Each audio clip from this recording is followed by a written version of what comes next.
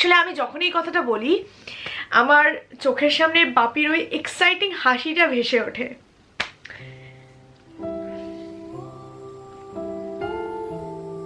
Anyways তোমাদের ও god, আমি একটু আগে খাবার নিয়ে এসেছি না, হাতের মধ্যে লঙ্কা ছিল, আরো বেশি চোখটা জ্বলে উঠলো।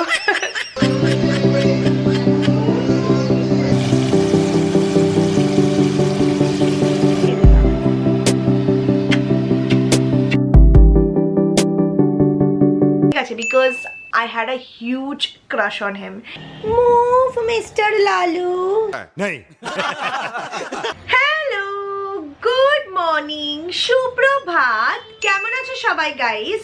Welcome back to my channel. I think Dadagiri সম্বন্ধে আমরা প্রত্যেকে জানি, কারণ ওই শোতে আছে আমাদের সবার প্রিয় দাদা। আজকের দিনটা যে কতটা স্পেশাল তোমাদের আমি এক্সপ্লেন করতে পারবো না, বাট তোমাদের সাথে শেয়ার অবশ্যই করব যাতে তোমরা বুঝতে পারো তোমরা আমার কাছে কতটা স্পেশাল। তো আজকে এই যে খাটের ওপর জটলাগুলো পাকানো আছে দেখছো, বিকজ আমি যাব আজকে আমাদের শ্যুট আছে এপিসোডের। আমি নিজেকে ভাবতাম না যে মানুষ ওভাবে আমাকে চেনে, যে আমি কখনো ওরম কোনো শোতে যেতে পারি। তোমাদের প্রত্যেকের কাছে আমি গ্রেটফুল, বিকজ আই থিঙ্ক তোমরা না থাকলে এই মোমেন্টটা লাইফে আমার কোনো দিন আসতো না। আমার ব্যাগটাকে তো রেডি করে নিয়েছি, এবার আমি চটজলদি না বিছানাটাকে তো ক্লিন করে নেবো। তো সবার আগে যেটা করবো সেটা হচ্ছে কম্বলটাকে আমি রোদে দিয়ে দেবো বাইরে, বুঝলা?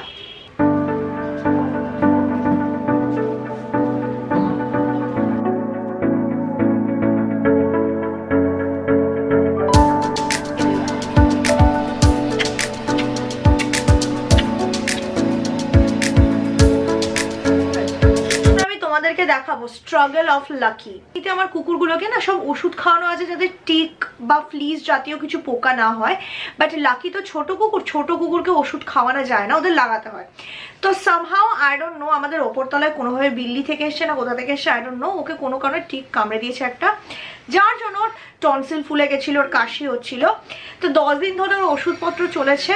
আর তোমাদের দেখাবো যে ওকে ওষুধ খাওয়ানোটা কতটা ঝামেলা, আমাকে কিরকম মানে কুস্তি করতে হয় লিটারালি রাতে আর দিনে। ও ওষুধ খাবে না বলে টেবিলের তলায় কোনাতে লুকিয়ে গেছে, ও আমার হাতে সিরিঞ্জটা দেখেই বুঝে গেছে ওকে ওষুধ দেবো, ওর টেবিলের তলায় ঢুকে গেছে ওষুধ খাবে না বলে। কি হয়েছে বাবু, ও ওষুধ খাবে না? 3টে সিরিঞ্জ রং বেরঙবে, এই 3টে সিরিঞ্জে ওর ওষুধ আছে অ্যামাউন্ট। বসো, বসবে না, বসবে না, কি করছো তুমি? দাঁড়িয়ে আছো কেন? সব এরকম উল্টে শুয়ে দিলে না একটুখানি।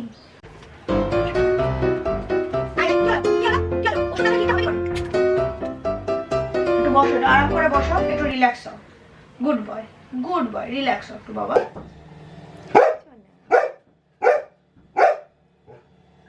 বকছো কেন? বকছো কেন আমাকে? Move mister Lalu. আপাতত আমি কিচেনে চলে এসেছি মটর পনির বানাতে, বিকজ আজকে বেসিক্যালি আমি ভেজ খাবো, তো তার জন্য মটর পনির বানিয়েছি।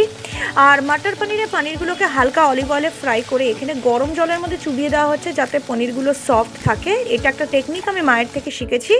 তারপর অয়েলের মধ্যে গোটা গরম মশলা, তেজপাতা, গোটা জিরে ফোড়ন দিয়ে বাটা মশলা দেওয়া হয়েছে। এখানে বাটা মশলার মধ্যে রয়েছে 1.5খানা পেঁয়াজ বাটা, মানে একটা বড় একটা ছোট পেঁয়াজের বাটা, তার সাথে অল্প আদা বাটা ছোট এক চামচের মতো, আর রসুন বাটা একদম 2 কোয়া রসুন রয়েছে। এর মধ্যে দেওয়া হয়েছে গুঁড়ো মশলা, হলুদ গুঁড়ো, লঙ্কা আর জিরে, তারপর দেওয়া হয়েছে কাটা টমেটো, আর অল্প জল দিয়ে এবার এটাকে কষাতে দিয়ে দেওয়া হবে। আমি তোমাদের সাথে ওয়েট আপডেটটা শেয়ার করলাম, কারণ তোমরা অনেক সময় আমার ওয়েট নিয়ে কোয়েশ্চেন করো, তো আমার মনে হলো বলে দেওয়া ভালো। তোমরা যদি আমার নতুন করে ওয়েট লস সিরিজ কীভাবে আমি নতুনভাবে সব কিছু করছি না এই সম্বন্ধে জানতে চাও, আপডেট বা ভিডিও দেখতে চাও, তাহলে নিচে কমেন্ট করে জানিও, আমি অবশ্যই তোমাদের সাথে শেয়ার করব, তার জন্য আরও আপডেটটা দেওয়া।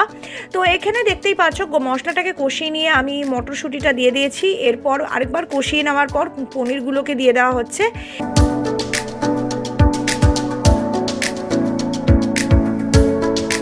এবার পনিরগুলোকে দেওয়ার পর এর মধ্যে জল দিয়ে দেবো, জল দিয়ে এবার ফোটাবো, তারপর লাস্টে গরম মশলার গুঁড়ো ছড়িয়ে নামিয়ে নেব।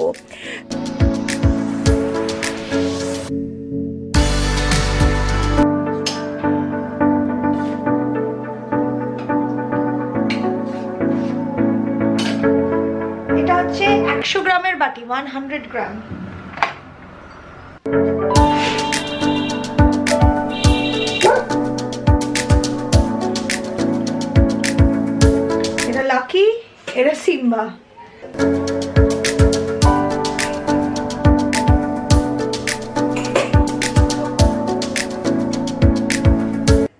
যতক্ষণ এখানে রেডি হচ্ছি ততক্ষণ চলো তোমাদের সাথে শেয়ার করে নেওয়া যাক একটা দারুণ জিনিস যেটা তোমাদের আমি শিওর খুব ভালো লাগবে, অর্থাৎ এমন একটা লিপস্টিক যেটা পিগমেন্টেশন আর লিপ কেয়ার দুটোই দেবে। I love this colour. একটা এমন লিপ কালার খুঁজে পাওয়া যেটা ঠোঁটে পিগমেন্টেশনের সাথে সাথে ঠোঁটটাকে হাইড্রেটেড রাখবে ইজ আ বিগ চ্যালেঞ্জ।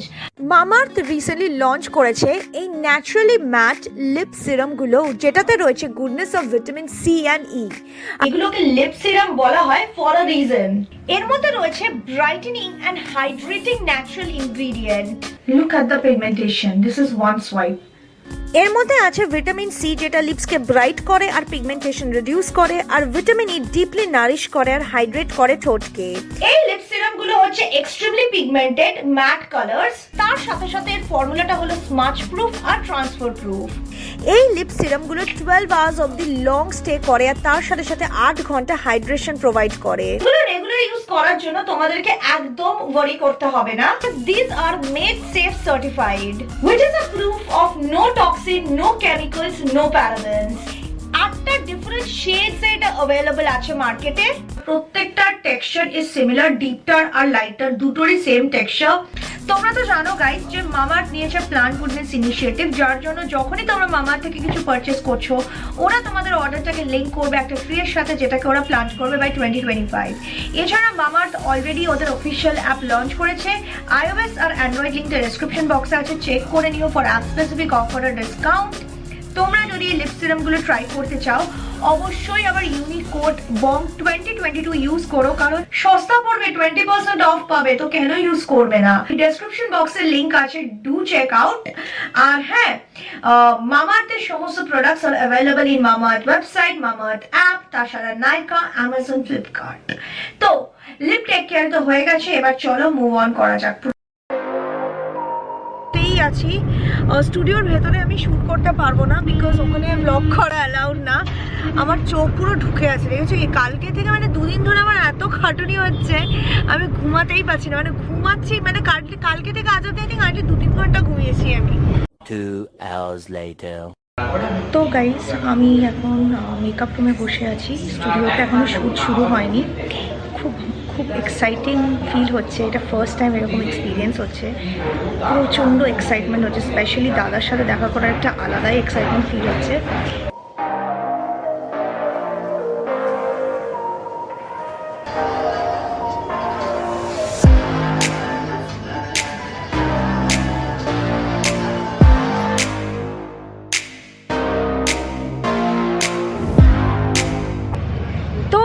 আমরা এখন একটু বাইরে এসেছি, তোমাদের এই লুকটা কিরকম লাগছে আমাকে জানিও। ভীষণ ভেতর থেকে এক্সাইটিং ফিল হচ্ছে। ফার্স্ট টাইম জি বাংলার এরকম একটা শোতে আমি চান্স পেলাম, শুধুমাত্র তোমাদের ভালোবাসার জন্যই পেলাম, কারণ তোমরা ভালোবাসা দিয়েছো বলেই মানুষ রেকগনাইজ করলো, নয়তো আমি যে এরকম রেকগনাইজ আমি জানতামই না। আমার কাছে এগুলো একটা স্বপ্নের মতো, মানে অবিশ্বাস্য, কোনোদিন ভাবিনি, সত্যিকারে ভাবিনি।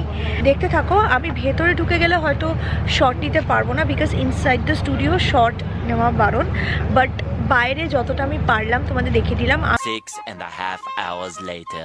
ফাইনালি শ্যুট হয়ে গেছে, এখন আমি জ্যাকেটটা পরে নিয়েছি, পরে নিয়ে আমরা বাড়ি যাচ্ছি। দেখো কটা বাজে, 8:30 বেজে গেছে শ্যুট কমপ্লিট হতে হতে। তার মানে ভাবো কতক্ষণ শ্যুট চলে। এক একটা ভিডিও যেটা আমরা করি না, শ্যুট অনেকক্ষণ চলে, তারপর ওটা এডিটিং হয়, এডিটিং করে ছোট হয়ে যায়।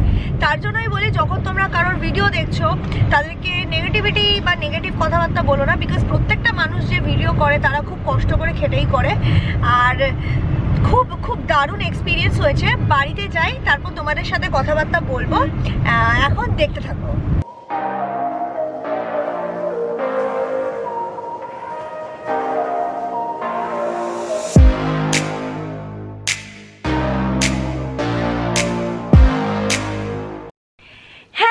সোনা, তো ফাইনালি আমি বসে গেছি তোমাদের সাথে আমার দাদাগিরির এক্সপিরিয়েন্সটা নিয়ে কথা বলতে। আমি জানি তোমাদের মনে অনেক প্রশ্ন আছে।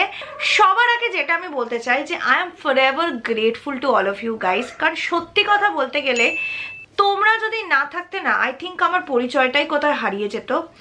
আজকে যে আমি দাদাগিরির মতো একটা মঞ্চে অতগুলো মানুষের মধ্যে গিয়ে দাঁড়িয়েছিলাম এরকম একটা স্পেশাল এপিসোডে, জি বাংলার মতো একটা প্ল্যাটফর্ম, আই থিঙ্ক এই পুরো ব্যাপারটাই আমার কাছে পাওয়া, বিশাল বড় একটা পাওয়া।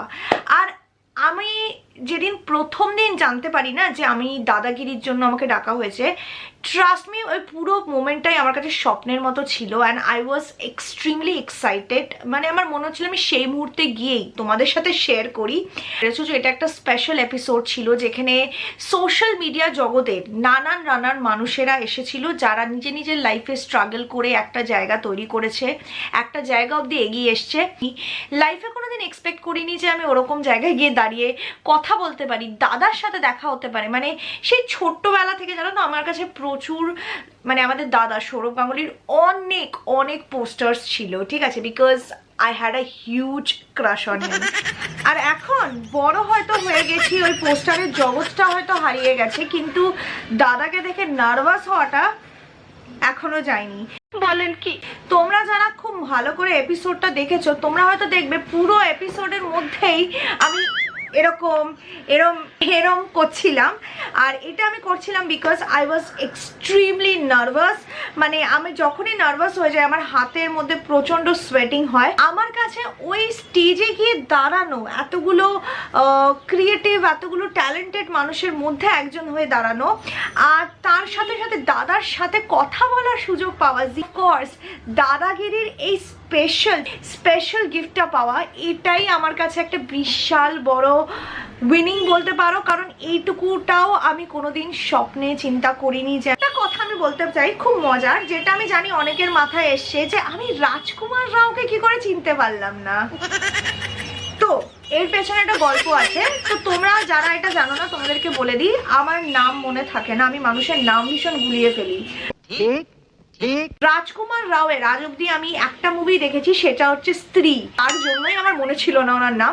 হয়তো অনেকগুলো মুভিজ দেখলে আমার অবভিয়াসলি ওনার নামটা থাকতো মনে, আর যদি আমি ওনার নাম বলেও দিতাম তাও আমি ফেল করে যেতাম, কারণ ভূমি পেডনেকারকে আমি চিনতামই না। মানে ওনার নাম শুনেছি, নামটা শোনা, মুখটা আমি চিনতাম না।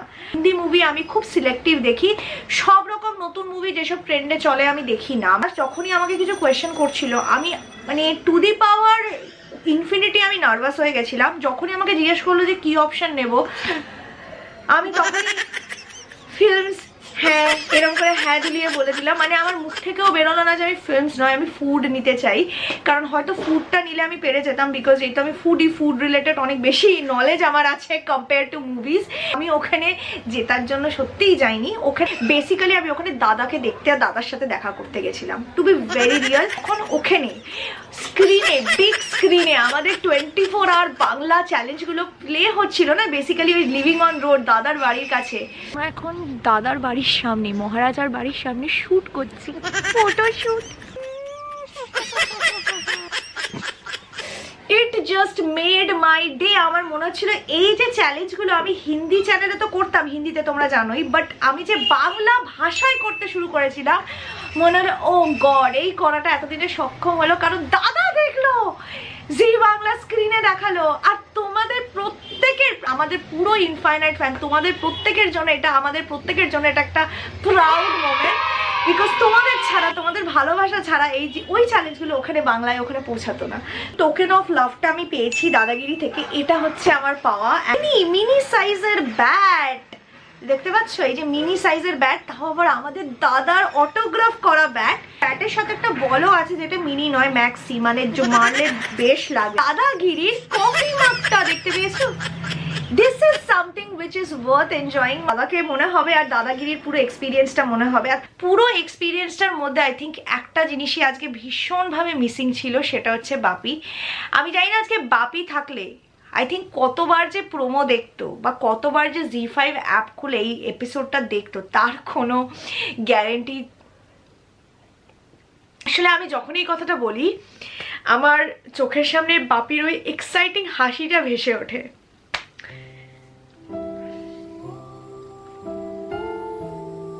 এনিওয়েজ তোমাদের, ও গড, আমি একটু আগে খাবার নিয়ে এসেছি না, হাতের মধ্যে লঙ্কা ছিল, আরো বেশি চোখটা জ্বলে উঠলো, কানটাটা শুকিয়ে গেছে। এনিওয়েজ আমি পুরো কমেডি, কাঁদবো কি বলো। এবার আমি কমেন্ট রিডিং করব, কমেন্ট রিডিং করে ব্লগটাকে এন্ড করে দেবো। আজকের ফার্স্ট কমেন্টটা হচ্ছে সেই সব ইনফাইনাইট ফ্যানদের মধ্যে পড়ছি যারা ভিডিও দেওয়ার মুহূর্তের মধ্যে এসে কমেন্ট করে আর লাইক দেয়। তাদের মধ্যে একজন হচ্ছে প্রাচিতা বাগ। ও লিখেছে কটিউদি উইদিন 1 মিনিট, পায়েলি তোমার ভিডিও দেখতে আমার খুব ভালো লাগে, তুমি আমার ফ্যাব ইউটিউবার, এটার জন্য আমরা ওয়েট করে থাকি, #ইনফাইনাইট ফ্যাব। তো থ্যাংক ইউ সো মাচ। এরকম ট্যুরে যাওয়া, স্ট্রিট ফুড খাওয়া দিয়ে সেই লাগে। খুব সুন্দর ব্লগটা দিদি ভাই। Sangita, thank you so much. আমার যে এই ব্লগটা তোমার এত এত ভালো লেগেছে তার জন্য তোমাকেও অনেক অনেক ভালোবাসা। এটা হচ্ছে রিশফাত জাহান। ও লিখেছে nice blog the, love from Bangladesh. অনেক অনেক আদর আর ভালোবাসা। খুব ভালো থেকো সবাই, টেক কেয়ার, বাই।